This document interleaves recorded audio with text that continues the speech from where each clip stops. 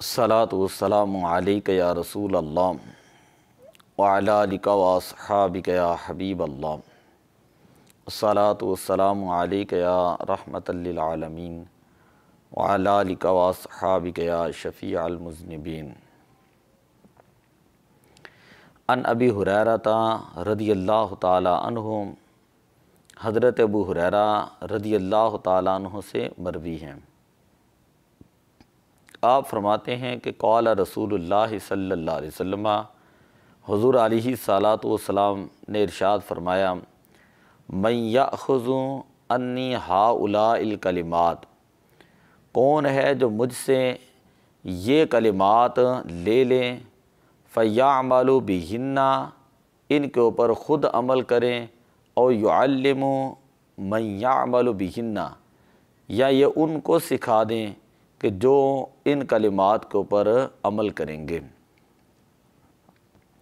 فقلت انا یا رسول اللہ صلی اللہ علیہ وسلم،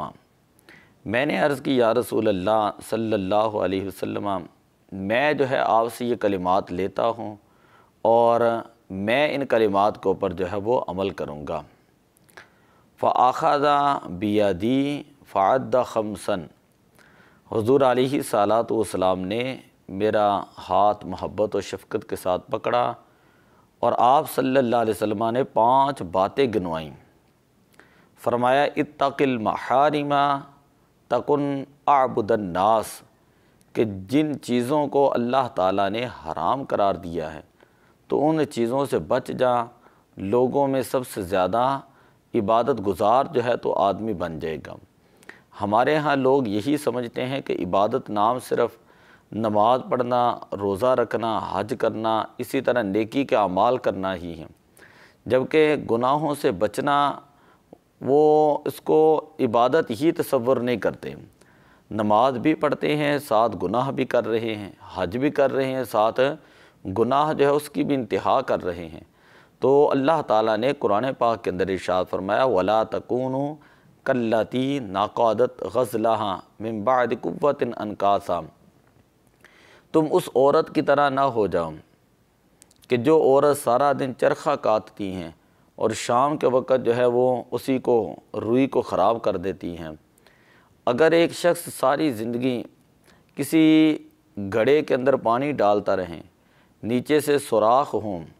تو وہ 100 سال کیا ساری زندگی بھی پانی ڈالتا رہے گا تو اس گھڑے کے اندر ایک قطرہ جو ہے وہ بھی جمع نہیں ہوگا۔ اس کی وجہ کیا ہے؟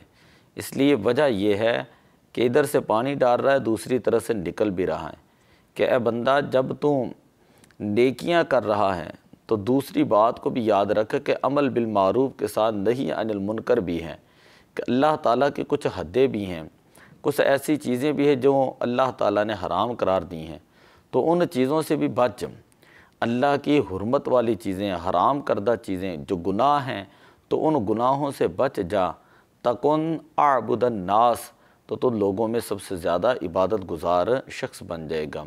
گناہوں سے بچنا چونکہ زیادہ مشکل ہوتا ہے، اسی لیے حضور علیہ الصلاۃ والسلام نے فرمایا کہ اس پہلو پر عمل کر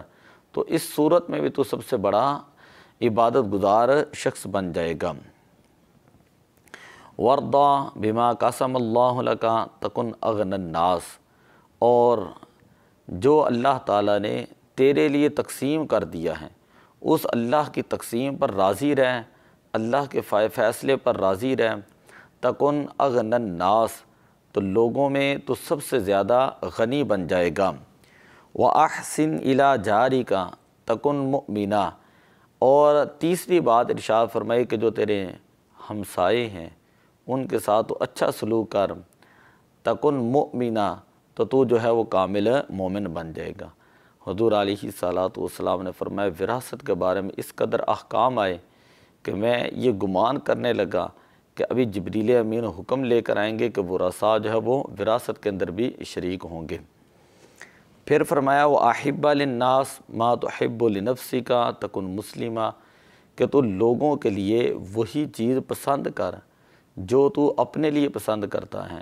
تَكُنْ مُسْلِمًا، تو کامل مسلمان بن جائے گا۔ لوگوں کے لیے وہی چیز پسند کر جو تو اپنے لیے پسند کرتا ہے تو کامل مسلمان بن جائے گا۔ اگر تیرا دل کرتا ہے نماز پڑھنا، روزہ رکھنا، تو مسلمان کو بھی تبلیغ کر۔ اگر قرآن پڑھتا ہے تو دوسروں کو بھی کہیں یا ایھا الذین آمنوا قوا انفسکم واہلیکم نارا، کہ اے ایمان والو اللہ تعالیٰ سے ڈرو، ٹھیک ہے، اور خود بھی، اپنے آپ کو بھی اور اپنے گھر والوں کو بھی جہنم کی آگ سے بچاؤ۔ قوا انفسکم، خود بھی بچو، واہلیکم، اور اپنے گھر والوں کو بھی جہنم کی آگ سے بچاؤ۔ اور آخر میں فرمایا وَلَا تُكْثِرِ الضِّحْكَ فَإِنَّ كَثْرَةَ الضِّحْكِ تُمِيتُ الْقَلْبَ، کہ زیادہ نہ ہنسا کر، اس لیے کہ زیادہ ہنسنا جو ہے وہ انسان کے دل کو مردہ کر دیتا ہے۔ آج لوگوں کا مزاج ہے وہ یہ سمجھتے ہیں 4 دن کی زندگی ہے، اس کو ہنس کھیل کے گزار دیں، اور ایک بندہ کسی اپنے دوست سے سلام بھی لیتا ہے تو سب سے پہلے اس کو ایک گالی نکالتا ہے یا برا جملہ کہہ دیتا ہے، اور دوسرا صرف اسی لیے نہیں ناراض ہوتا کہ یہ میرا دوست ہے، تو یہ بات درست نہیں۔ اسی طرح جو لوگ لوگوں کو ہنسانے کے لیے جھوٹ بولتے ہیں، ان کے بارے میں بھی احادیث پاک کے اندر بڑی سخت وعید ہے۔ تو اگر زندگی ملی ہے تو اس لیے ملی ہے کہ اللہ تعالیٰ کے جو احکامات ہیں ان کے اوپر عمل کریں، قرآن کریم کی تلاوت کریں، اور اگر زندگی ملی ہے تو اللہ تعالیٰ کے دین پاک کی خدمت کریں، قرآن پاک سیکھیں، ترجمہ سیکھیں، لوگوں کو دین کی طرف لے کر آئیں۔ زندگی بیکار نہیں ہے۔ افحسبتم انما خلقناکم عبثا وانکم الینا لا ترجعون، ایسا نہیں کہ تم یہ گمان بھی نہ کرو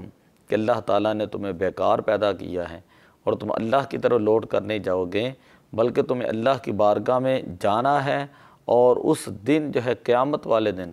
کہ وَلَا تُسْأَلُنَّ يَوْمَئِذٍ عَنِ النَّعِيمِ، کہ تم سے ہر نعمت کے بارے میں پوچھا جائے گا، تم سے ہر نعمت کے بارے میں پوچھا جائے گا۔ تو اللہ تعالیٰ کے جو ہے وہ احکامات ان کے اوپر عمل کرنے کی کوشش کریں، اور اللہ تعالیٰ کی جو نشانیاں ہیں ان میں غور و فکر کرنے کی کوشش کریں۔ وَلَا تُكْثِرِ الضِّحْكَ فَإِنَّ كَثْرَةَ الضِّحْكِ تُمِيتُ الْقَلْبَ، کہ زیادہ نہ ہنسا کرو، اس لیے کہ زیادہ ہنسنا دل کو مردہ کر دیتا ہے۔ دعا اللہ عمل کی توفیق عطا فرمائے۔ الصلاۃ والسلام علیک یا رسول اللہ وعلی آلک واصحابک یا حبیب اللہ۔